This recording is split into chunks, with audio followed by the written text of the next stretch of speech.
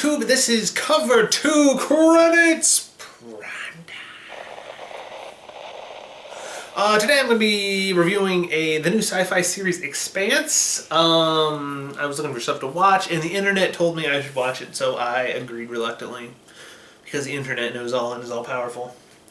So, I haven't watched a sci-fi series in a while, which is weird for me because I usually like sci-fi. But The Expanse is pretty flippin' good. I want to say probably the best thing I've watched since Stargate Universe Season 1, I want to say, which I thought was damn good. This was damn good as well.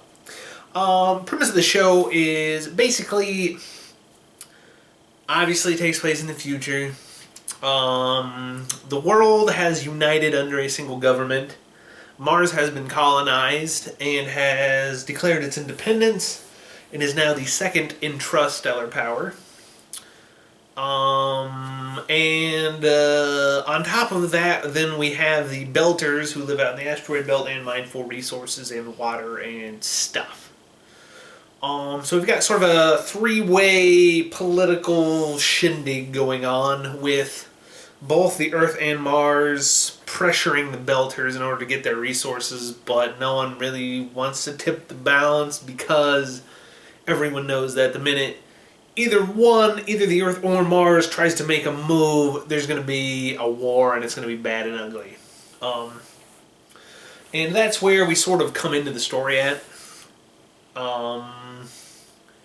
There are basically three different sets of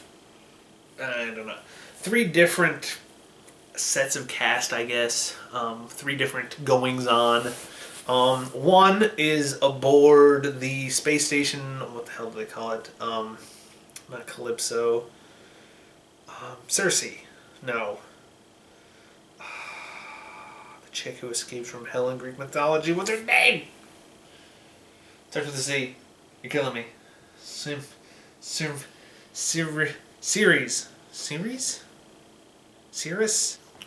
So one follows Thomas Jane. So one follows Detective Joe Miller, who is he's a private police officer on board the space station. And he's pretty freaking corrupt, at least especially in the first episode. Taking bribes, doing all that sorts of thing. He's not really a good guy, exactly. And he has a new partner, the Alex Kimmel, I believe is his name. So he's got a new partner who is observing him, and there's sort of an interesting thing going on there because Joe Miller is a Belter. He was born on the asteroid belt, raised there in low gravity, which sort of does things to people that aren't real good for your health. Whereas the other guy is from Earth, and no one really likes him because of it, because everyone hates Earth. And Mars, pretty much, in the belt. They hate everyone, really. And there's some interesting stuff going on there. So that's going on, and they're observing the Belter reactions to the other goings on. While that's going on, you've got Stephen Strait playing